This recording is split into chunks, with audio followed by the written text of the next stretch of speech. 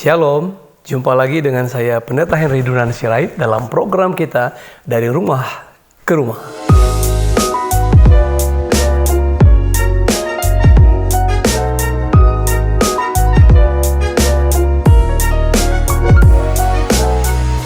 Dengan saya Pendeta Henry Dunan Sirait dalam program Dari Rumah ke Rumah.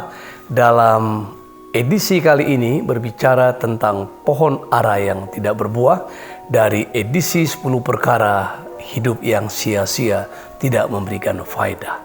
Sebuah pelajaran penting yang kita temukan dari perjalanan Tuhan Yesus dengan murid-muridnya. Mereka bagaimana melihat dari jauh satu pohon ara yang rimbun, yang lebat daunnya, megah, indah pohonnya. Tapi begitu mereka tiba di tempat itu, mereka tidak menemukan buah. Mereka tidak menemukan apa yang mereka harapkan. Itu sebabnya Yesus marah dan menghardik pohon itu dan mengatakan, sejak hari ini engkau tidak akan pernah menghasilkan buah lagi. Dan catatan Alkitab mengatakan, seketika itu pohon ara itu kering dan mati. Apa yang mau kita teladani dari kisah ini? Sesungguhnya hidup harus memberi manfaat. Hidup harus memberi faedah. Hidup harus berguna, harus menjadi berkat. Semegah, sebesar, sehebat apapun hidup kita, kalau kita tidak bisa menjadi berkat dan tidak ada manfaat bagi orang lain, sesungguhnya sudah lama hidup kita tidak berguna.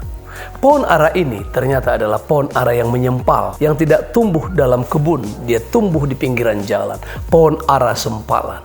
Orang-orang beriman yang menyempal dari persekutuannya, menyempal dari kebenaran, keluar dari kasih karunia Allah, adalah orang yang tidak bisa berdaya guna. Barangkali ada orang-orang yang kelihatannya seperti memiliki segala sesuatu, lengkap, serba mewah dan lain-lain. Tapi kalau dia menjauh dari kasih karunia Allah, dia tidak pernah menjadi berkat. Sebab kita ini menjadi berkat hanya apabila kita berada dalam tangan ilahi, dalam tangan Allah, dalam pengaturan dan kehendak Allah.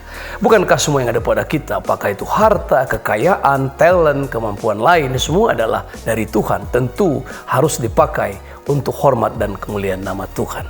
Itu sebabnya kita perlu memperhatikan kehidupan kita yang sesungguhnya.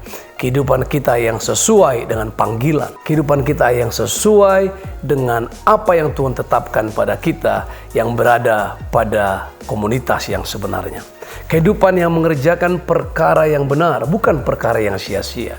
Bukan asal sibuk, asal melakukan ini dan itu, kelihatan kegiatan ini dan itu, lebih kepada agamawi daripada kerohanian, lebih dari kepada simbol-simbol daripada esensi. Akhirnya kita menjadi orang-orang yang tidak memenuhi hasrat dan panggilan Allah, keinginan hati Allah di dalam hidup kita. Ada seorang yang disuruh Tuhan untuk pergi mengabarkan berita pertobatan ke Niniwe. Tetapi malah orang ini pergi ke Tarsis. Pergi ke Niniwe melakukan misi Tuhan.